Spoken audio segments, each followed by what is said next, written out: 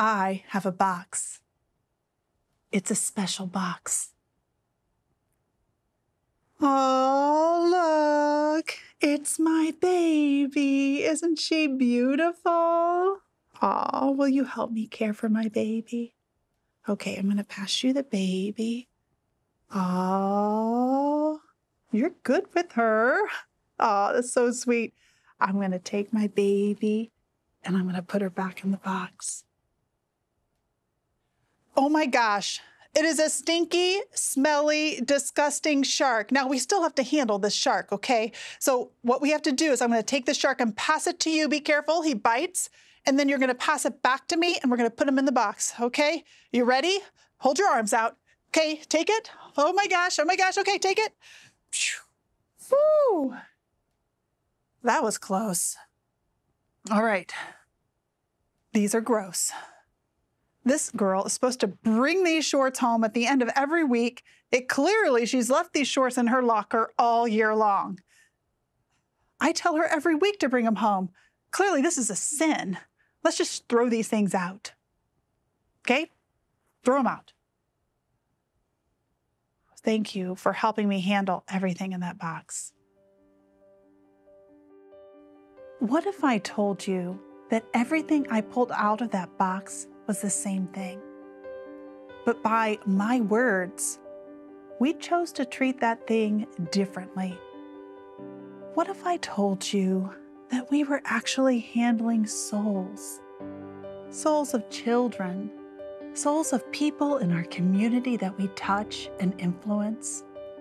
And by my words as a leader, by my actions, by how I described these souls, these precious souls of children, we treated them differently.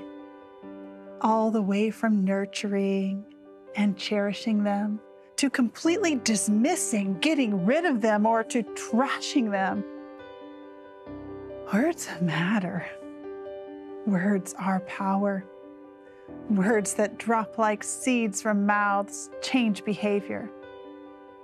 It is one thing for adults to hear words from leaders that incite or label or condemn.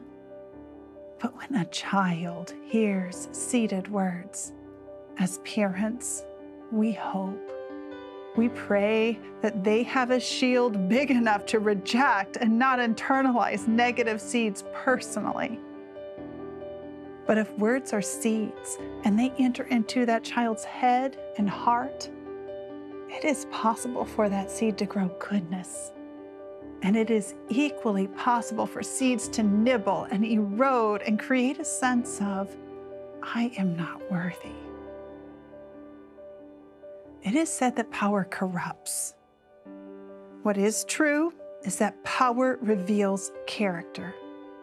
If you have the power to use words as a leader on a stage, a pulpit, a platform, a classroom, especially with difficult subjects, power will reveal your character. So let's think. What can we do to prepare? First, we must clothe ourselves with compassion and open our heart to the horizon. Before we speak on difficult subjects, we must study, ask questions, listen. Asking questions, we need to deeply search ourselves and others. We must ask ourselves, by saying these words, am I planting a seed or am I throwing a stone? Children, by nature of our species, listen to adults and mimic them. When we lived in caves, kids who learned how to shelter, make fires, hunt, gather, made it. Children who learned how to plant survived. The brains of children are biologically structured to absorb an incredible amount of information from the lips of adults as a survival strategy.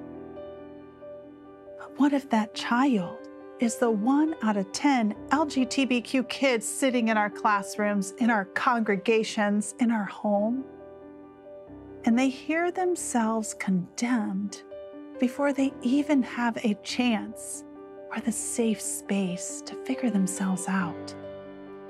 What happens then? I'm going to share some statistics from the Trevor Project. As leaders with power, we need to know these numbers to help clothe ourselves with compassion before we use words. Suicide is the second leading cause of death among young people aged 10 to 24. LGBT youth contemplate suicide at almost 3 times the rate of heterosexual youth.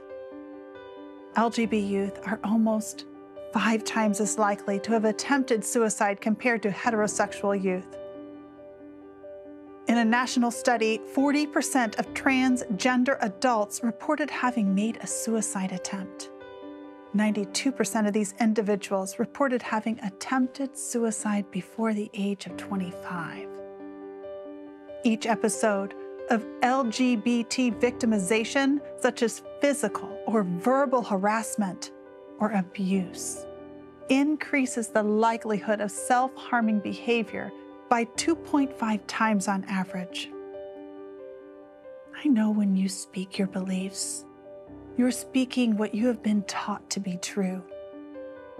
In some cases, you have gone so far as convincing yourself that by speaking or condemning, you're acting with love. But I want to pray you to pause and ask, are you truly planting seeds of love and welcome with your love the sinner, hate the sin speak? Or are you, in the name of love, instead throwing stones at our most vulnerable?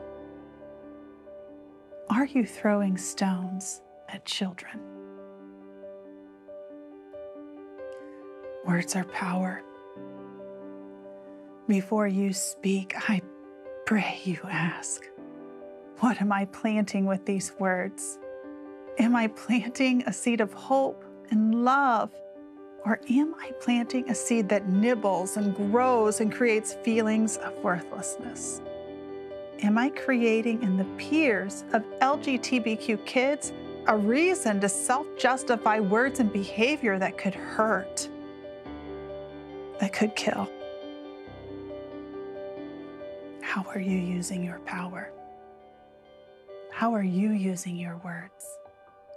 It is time to figure it out, for words have power.